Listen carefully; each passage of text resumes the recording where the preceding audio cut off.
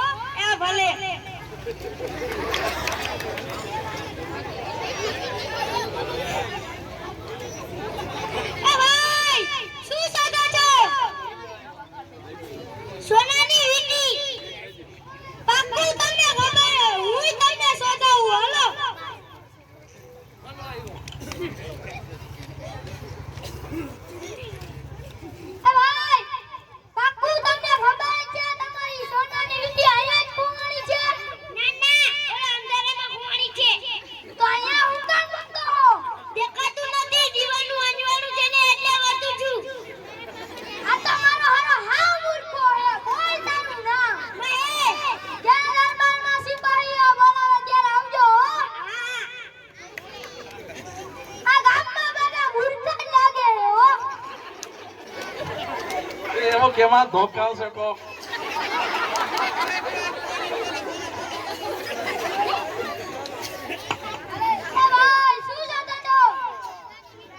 મારી હીરાની વીંટી શોધું છું. પાક્કું તમને ખબર છે તમારી હીરાની વીંટી અહીંયા દાટી હતી? હા, મેં અહીં જ દાટી હતી. તમે કઈ નિશાન રાખ્યું હતું? હું નિશાની રાખ્યા વગર કઈ કામ જ નથી કરતો. તો તમે શું નિશાન રાખ્યું હતું? જો ઉપર એક વીંટી જેવું વાદળું હતું ને, એની બરાબર નીચે મેં વીંટી દાટી હતી. અને એ વીંટી વાદળું નથી દેખાતું અને મારી વીંટી નથી દેખાતી. હાય મારો હાલો મૂર્ખો હોય. બોલ તારું નામ. મોહિત. જે દરબારમાં સિપાહીઓ બોલાવે ત્યારે આવજો. ભલે. પછી અમે તમને ઘરમાં.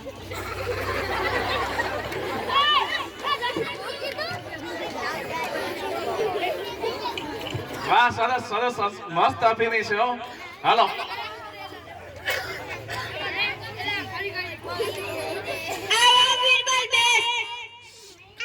મેં તને કામ સોંપ્યું તું એ કરીને આવ્યો. હમણાં સિપાહીઓ લઈને જ આવતા હશે. આ તો ચારણપુરના સરદાર છે. આ ચાર તો તમે જોયા ને. પણ બાકીના બે ક્યાં? છયો છાયા હાજર જ છે. પાંચમું કોણ? પાંચમો હું પોતે. અરે બીરબલ, તું કેવી રીતે મૂર્ખનો સરદાર? મેં મારા છયો છ દિવસ બગાડીને આ મૂર્ખા ગોતવામાં કામ હોપ્યું તો હું મૂર્ખો ન કહેવાય તો શું કહેવાય? છઠ્ઠો કોણ? મહારાજ માફ કરી દેજો. આપ પોતે.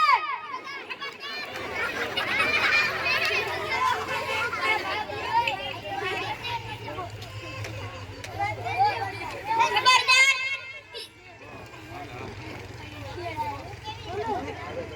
હું કેવી રીતે મૂર્ખનો સરદાર?